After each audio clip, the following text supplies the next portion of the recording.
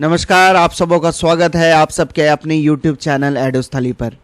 DSSB Delhi subordinate services selection board के द्वारा बहुत सारे पोस्ट पर आपका वैकेंसी एडवर्टाइज की गई है, जिसको आज मैं आपके साथ डिस्कस करने जा रहा हूँ। इम्पॉर्टेंट डेट सबसे पहले आप जान लीजिए। फॉर्म भरने की तिथि आपकी 8 जुलाई से स्टार्ट हो जा रही है और लास्ट डेट है आपका 7 अगस्त 2025।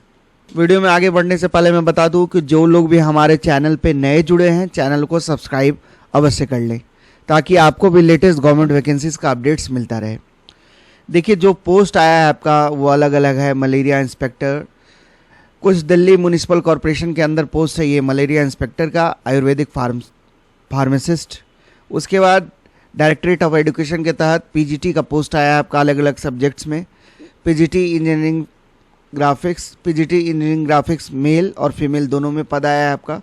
PGT English male, PGT English female, PGT Sanskrit male female दोनों में आपका पोस्ट है। PGT horticulture male, PGT agriculture male, domestic science teacher का पोस्ट आपको देखने को मिल रहा है। उसके बाद health and family welfare department में आपका assistant operation theatre, CTS, neurosurgery, gastro surgery, ये अलग अलग पोस्ट आपको देखने को मिल रहे हैं। फिर टेक्नीशियन का पद आया है हेल्थ एंड फैमिली डिपार्टमेंट के अंदर। फिर pharmacist Ayurveda directorate of Ayush के तहत। वार्डर दिल्ली प्रिजन में आपका ये से मेल के लिए पद है। लेबोरेटरी टेक्नीशियन दिल्ली जल बोर्ड के अंदर ये पद आया है, लेबोरेटरी टेक्नीशियन वाला। फिर senior scientific assistant drugs control department chemistry.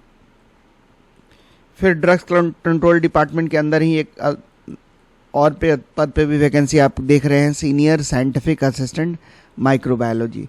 तो टोटल जो पद आपका पब्लिश हुआ है वो है 892। इन पदों के डिटेल्ड क्वालिफिकेशंस हम आगे अभी देखेंगे। फॉर्म आपको ऑनलाइन अप्लाई करना है DSSB की ऑफिशियल वेबसाइट पे जाके https://dssbonline.nic.in पे जाके आप फॉर्म भरेंगे। 7 अगस्त 2025 लास्ट डेट है आपका, ये आप ध्यान रखेंगे। तो चलिए, सबसे पहला पद आपका जो डिस्कस करने में जा रहा हूँ वो है आपका मलेरिया इंस्पेक्टर। तो देखिए, इसमें टोटल जो पद आया है आपका वो है 37 पद। क्वालिफिकेशन जो मांगा गया है उसमें मैट्रिक की डिग्री होनी चाहिए। उसके बाद डिप्लोमा होना चाहिए, सैनिटरी इंस्पेक्टर्स डिप्लोमा या फिर मलेरिया इंस्पेक्टर का कोर्स किसी रिकॉग्नाइज संस्थान से किया रहना अनिवार्य है। फिर 3 साल का एक्सपीरियंस होना चाहिए मॉस्किटो कंट्रोल फील्ड वर्क में। जहाँ तक इसकी वेतनमान की बात रही तो लेवल 6 का आपको पे स्केल है। इसमें ग्रुप बी का पद है ये। 35,400 इनिशियल बेसिक सैलरी आपकी बनेगी। एज लिमिट है 18 से 27 साल। और जो रिजर्व कैटेगरी के कैंडिडेट्स हैं उनको अपर एज लिमिट में छूट भी मिली है। तो आप एज रिलैक्सेशन एक बार देख लीजिए। एज रिलैक्सेशन सभी पोस्ट में ये अप्लाई होगा। SC ST 5 सालों का एज रिलैक्सेशन है पर एज लिमिट में। OBC को 3 सालों का अपर एज लिमिट में रिलैक्सेशन है। Persons with benchmark disabilities for groups B and C post 10 सालों का एज में रिलैक्सेशन दिया गया है। Persons with benchmark disabilities SC ST 15 सालों का, और persons with benchmark disabilities OBC को अपर एज लिमिट में 13 सालों का रिलैक्सेशन है। और जो रेगुलर गवर्नमेंट सर्विस में है उन्हें 5 सालों का अपर एज लिमिट में रिलैक्सेशन दिया गया है। जिनकी 3 साल की कंटिन्यूस सर्विस पूरी हो गई है और जो दिल्ली सरकार या किसी केंद्र सरकार में कंटिन्यूस 3 साल की सेवा पूरी कर चुके हैं उन्हें अपर एज लिमिट में 3 सालों का रिलैक्सेशन मिलेगा। एक्स सर्विसमैन को 3 सालों का अपर एज लिमिट में, जो इस मेरिटोरियस स्पोर्ट्स पर्सन है उनको 5 सालों का, 10 सालों का SC ST कैंडिडेट्स को 8 सालों का अपर एज लिमिट रिलैक्सेशन मिलेगा जो OBC कैंडिडेट्स हैं। फिर disabled defence services personal group C 45 सालों का तक वो अप्लाई कर सकते हैं। और विडोज़ जो हैं, divorce women judicially separated 35 years of age जो जनरल वाली हैं, और जो 40 साल SC ST और 38 साल फॉर OBC।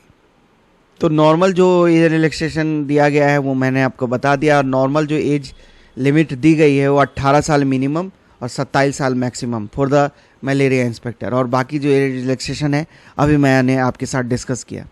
अब देखिए, दूसरा जो पद है आपका वो post code 0225 Ayurvedic pharmacist, new Delhi municipal corporation के अंदर ये पद है। टोटल जो वैकेंसीज लाई गई है वो 8, जिसमें अनरिजर्व के लिए 3, OBC के लिए 3, SC के लिए 1, ST के लिए कोई पद नहीं है। और EWS के लिए एक पद। इसमें जो क्वालिफिकेशन मांगा गया है वो मैट्रिक होना चाहिए। फिर आप ट्रेंड होनी चाहिए एज ए आयुर्वेदिक कंपाउंडर के रूप में। फिर 2 साल आपका एक्सपीरियंस होना चाहिए किसी आयुर्वेदिक फार्मेसी में काम करने का जो कि रिकॉग्नाइज्ड हो। जो पे स्केल है इसमें लेवल 5 का पे स्केल है आपका। ग्रुप सी का पद है ये। 29,200 आपकी बेसिक सैलरी रहेगी और जो 92,300 रुपये तक जाएगी। एज लिमिट इसमें मिनिमम 18 साल, मैक्सिमम 32 साल। कॉन्ट्रैक्चुअल एम्प्लॉयज़ जो पहले से इस डिपार्टमेंट में काम कर रहे हैं उन्हें अपर एज लिमिट में 5 सालों की छूट मिलेगी। और तीसरा जो पोस्ट कोड आपका 03/25 ये है आपका PGT engineering graphics male, directorate of education के अंदर ये पद है आपका। टोटल जो सीट्स आई है इसमें वो 4। अनरिजर्व के लिए कोई सीट नहीं है। OBC के लिए 1 है, शेड्यूल कास्ट के लिए 2 है, ST के लिए 1 है। जो एसेंशियल क्वालिफिकेशन है इसमें वो डिग्री होनी चाहिए इंजीनियरिंग में, चाहे वो सिविल हो या मैकेनिकल या फिर आर्किटेक्चर में। 50% मार्क्स के साथ आपको डिग्री क्वालिफाई किया रहना अनिवार्य है।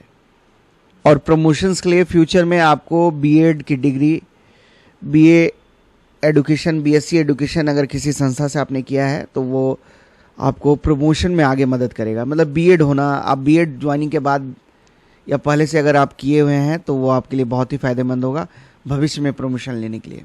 इसका पे स्केल आपका लेवल 8 का रहता है। जैसा आप जानते हैं PGT का ग्रुप B का पद होता है। यह नॉन मिनिस्ट्रियल, नॉन गैजेटेड पद होता है। 47,600 आपकी बेसिक इनिशियल सैलरी बनती है।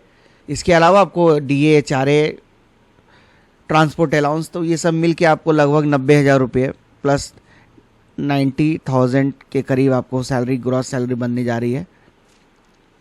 चौथा जो पद है आपका वो है PGT engineering graphics female. Same इसमें भी आपका पे स्केल है लेवल 8। टोटल पोस्ट है आया है इसमें 3, अनरिजर्व के लिए 2 और OBC के लिए 1।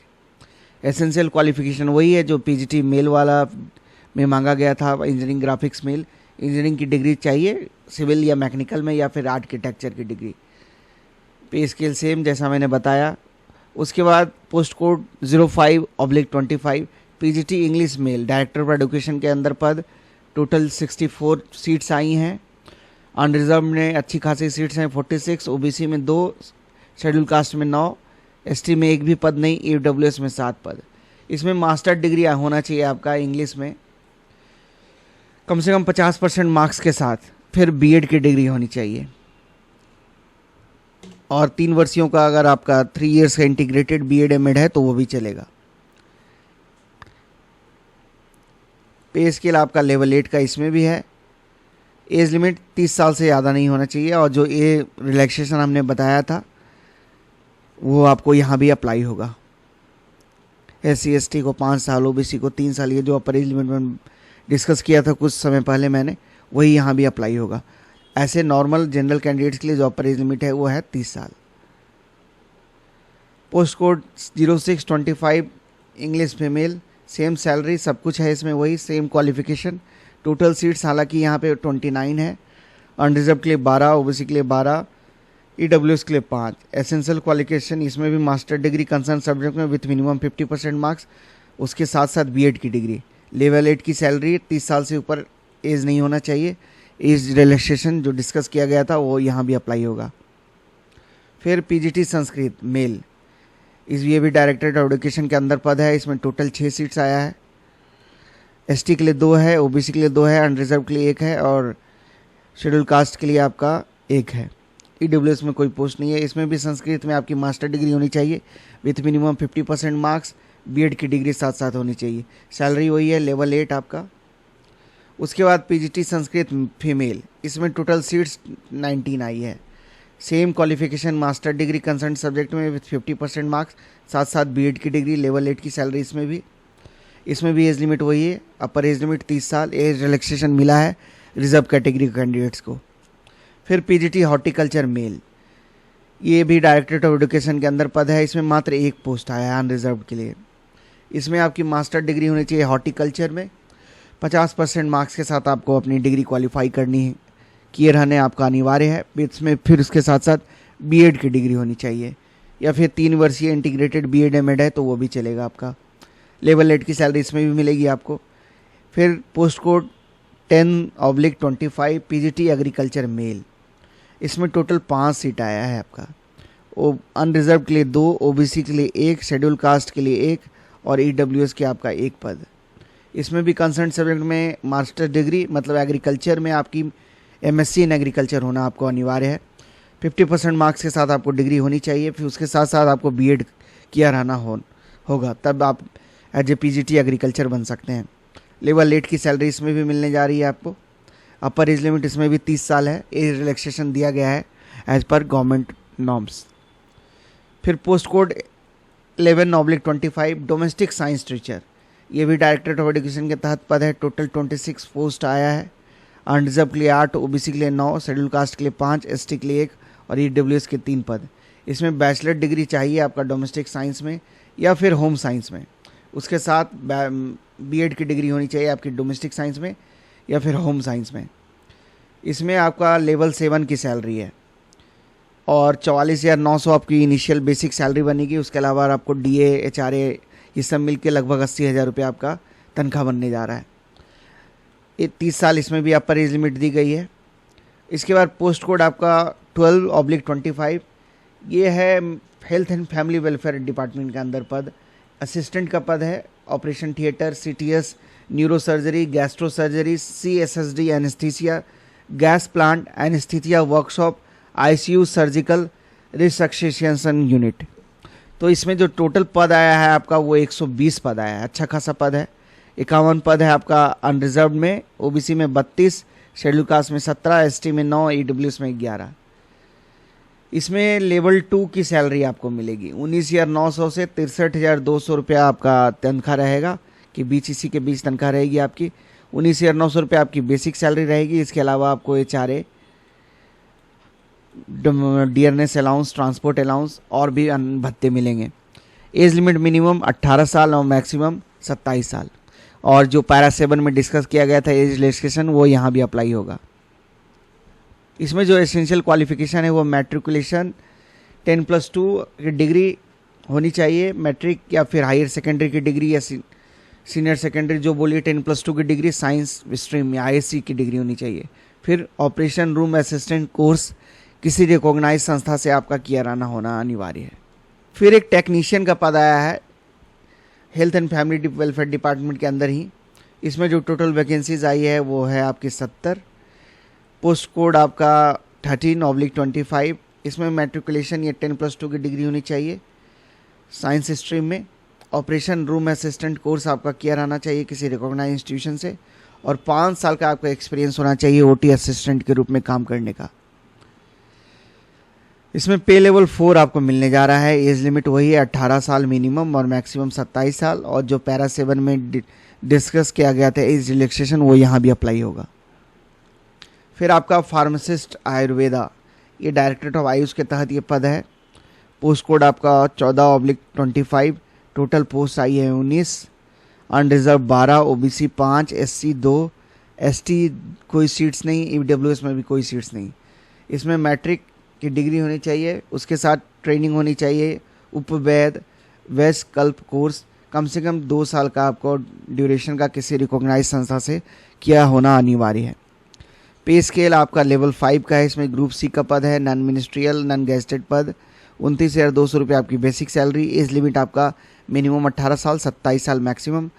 और एज रिलैक्सेशन जैसा पैरा 7 में डिस्कस था वो यहाँ भी अप्लाई होगा।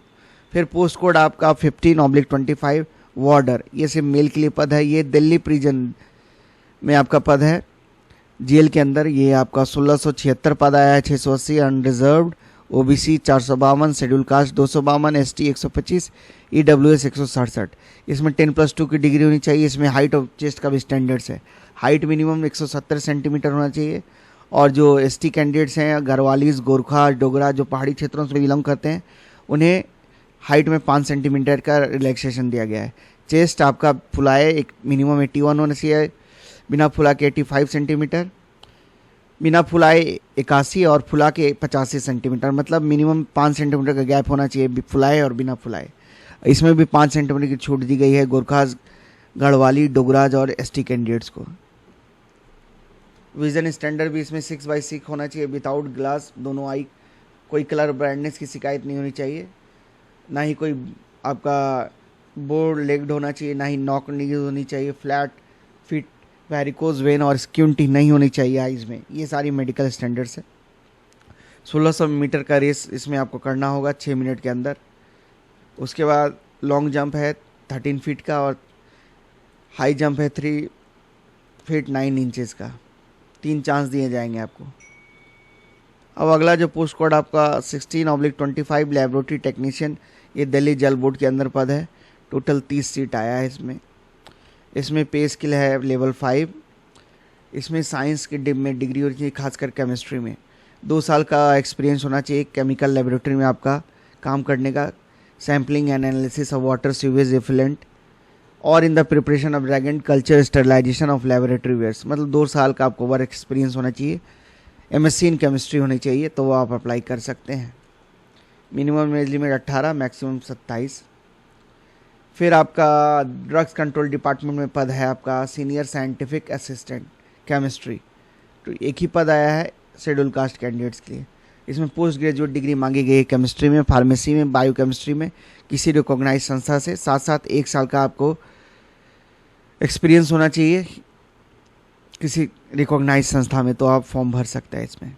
या फिर आपकी बैचलर डिग्री हो फार्मेसी में, साइंस में किसी रिकॉग्नाइज संस्था से और उसके साथ साथ 3 साल का वर्क एक्सपीरियंस हो, तो आप फॉर्म भर सकते हैं। लेवल 6 का पे स्केल है इसमें। और जो आपका पोस्ट को 1825 सीनियर साइंटिफिक असिस्टेंट माइक्रोबायोलॉजी, ये भी ड्रग्स कंट्रोल डिपार्टमेंट के अंदर पद है। इसमें भी पोस्ट ग्रेजुएट डिग्री मांगी गई है माइक्रोबायोलॉजी में, फार्मेसी में, बॉटनी में, बायोकेमिस्ट्री, बायोटेक्नोलॉजी किसी रिकॉग्नाइज संस्था में 1 साल का वर्क एक्सपीरियंस मांगा गया है। या फिर बैचलर डिग्री हो इन सब्जेक्ट्स में और 3 सालों का वर्क एक्सपीरियंस है, तो आप फॉर्म भर सकते हैं। एक ही पोस्ट आया है ओबीसी कैंडिडेट्स के लिए। लेवल 6 की सैलरी इसमें भी है 18 साल मिनिमम, मैक्सिमम आपका 30 साल एज लिमिट रखा गया है। तो ये अलग अलग पद थे जो पब्लिश किए गए हैं। अब जानते हैं एलिजिबिलिटी। कोई भी भारतीय नागरिक इसमें फॉर्म भर सकता है। ऑनलाइन आपको अप्लाई करना है। एप्लीकेशन फ़ी के बारे में आप जान लीजिए, 100 रुपये एप्लीकेशन फ़ी है। हालांकि जो महिला कैंडिडेट्स हैं और जो शेड्यूल कास्ट, शेड्यूल ट्राइब और पर्सन्स विद बेंचमार्क डिसेबिलिटीज़ और एक्स सर्विसमैन कैटेगरी से बिलोंग करते हैं, उन्हें कोई एप्लीकेशन फ़ी नहीं दे है, उनको एप्लीकेशन फ़ी में रिलैक्सेशन दिया गया है। तो देखिए इसमें टेक्निकल पद है आपका, कुछ जनरल पद है। तो एग्जामिनेशन स्कीम समझिए। पहले आप जनरल पोस्ट के लिए 2 घंटे का पेपर होगा। टोटल 200 क्वेश्चन होंगे, 200 मार्क्स का पेपर होगा आपका।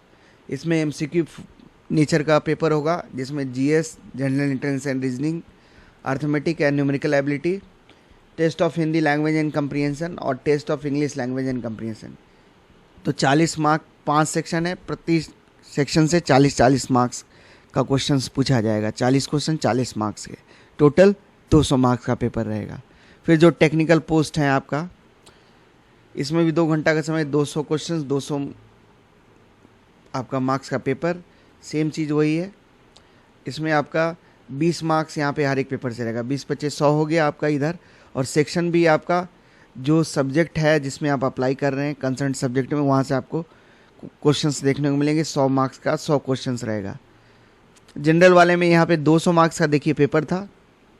और जो टेक्निकल सब्जेक्ट है वहाँ पे आपका 100 मार्क्स का ये जनरल हो गया पेपर, और बाकी जो आप सब्जेक्ट स्पेसिफिक आपका 100 मार्क्स हो गया। और 1 टायर टेक्निकल टीचिंग पोस्ट, देखिए एडवर्टीजमेंट इन पोस्ट के लिए आपका अप्लाई होगा 0325 से लेके 1025 तक। 300 मार्क्स का पेपर है आपका। देखिए 3 घंटे का समय अवधि मिल रही है। ये आपका 100 मार्क्स का होगा। Mental ability, reasoning ability, general awareness, English language, Hindi language और न्यूमेरिकल एप्टीट्यूड एंड डीआई, ये प्रति सेक्शन से 20-20 क्वेश्चन रहेंगे।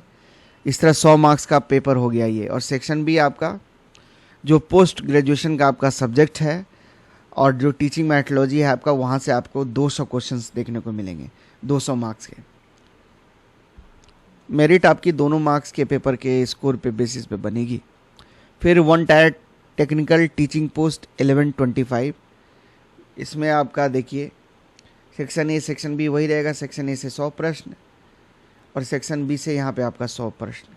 ये जो पोस्ट है आपका वो डोमेस्टिक साइंस टीचर का है, समझे। तो आपका 2 घंटे का पेपर होगा।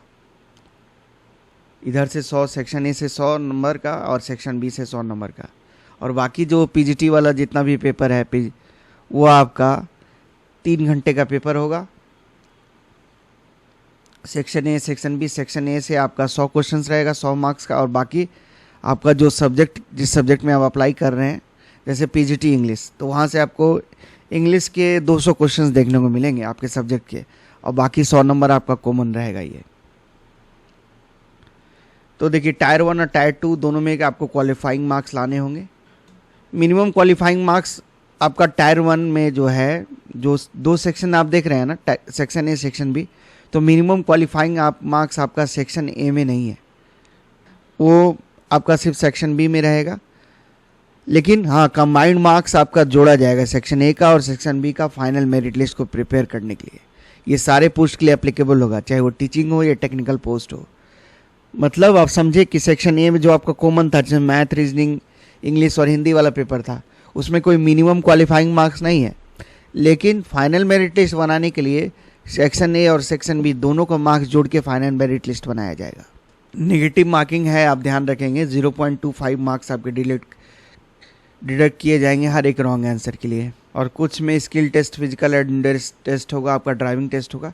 एक पोस्ट लास्ट में जो डिस्कस किया था मैम ने, उसमें आपका दौड़ भी था, तो एज पर आपका रिक्वायरमेंट ऑफ जॉब वो भी करवाया जाएगा। टीचिंग वाले में सिर्फ आपका एग्ज़ाम है, 300 मार्क्स का आपका पेपर है। अब देखिए, आपको मोड ऑफ सिलेक्शन आपका वही है कि जितना मार्क्स आप ऑनलाइन एग्ज़ाम में स्कोर करते हैं, कंप्यूटर बेस्ड टेस्ट आपका होगा, आंसर की पब्लिश की जाएगी, उसमें आप ऑब्जेक्शन दे सकते हैं। मिनिमम क्वालिफाइंग मार्क्स भी दिया गया है।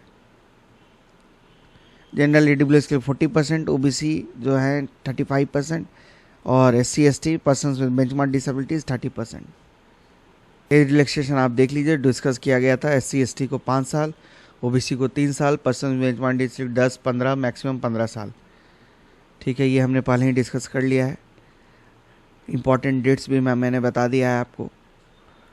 तो बेसिक मुझे लगता है जो डिटेल्स जो आपको जानना चाहिए था, इसमें आपने एज लिमिट देख लिया, इम्पॉर्टेंट डेट्स देख लिया, सिलेबस देख लिया। सिलेबस तो देखिए आपका बेसिक मैथ्स, रीजनिंग, इंग्लिश, आपका जो कॉमन एग्जाम है गवर्नमेंट एग्जाम्स, उसकी अगर प्रिपरेशन कर रहे हैं तो लगभग वही सिलेबस है। रीजनिंग में verbal, non verbal reasoning, maths में आपका number system, profit loss, simple interest, speed, distance and time, percentage, ratio, proportion, इन्हीं से आपके क्वेश्चंस देखने को मिलते हैं प्रायः। जीएस में आपका national international current affairs, history, geography, polity, economics, जो बेसिक जीएस का पेपर्स है वहाँ से आपको सवाल देखने को मिलेगा। हिंदी ग्रामर से क्वेश्चंस रहेगा आपका, और फिर कंप्रीहेंशन रहेगा। तो इसके लिए कोई विशेष तैयारी नहीं है, अगर गवर्नमेंट एग्जाम्स की तैयारी पहले से आप कर रहे हैं तो कर लीजिएगा आप। और पीजीटी वाला जो पेपर है उसमें आपका जो सब्जेक्ट स्पेसिफिक है, तो 200 मार्क्स का तो पेपर आपका अपने सब्जेक्ट से ही रहेगा, और मेरिट लिस्ट में उस पेपर का जो वेटेज है वो बहुत ज़्यादा आपका मैटर करेगा। लेकिन मेरिट आपकी दोनों, याद रखिएगा, दोनों पेपर के मार्क्स पे बेसिस पे बनेगी। तो वीडियो थोड़ा लंबा हो गया क्योंकि बहुत सारे पोस्ट आपके थे। मुझे लगता है कि मैं आपके डाउट्स को क्लियर करने में सफल रहा हूँ। बाकी अगर आपको कोई दिक्कत है तो आप कमेंट सेक्शन में पूछ सकते हैं। वीडियो को देखने के लिए आप सबों को धन्यवाद। जय हिंद, जय भारत।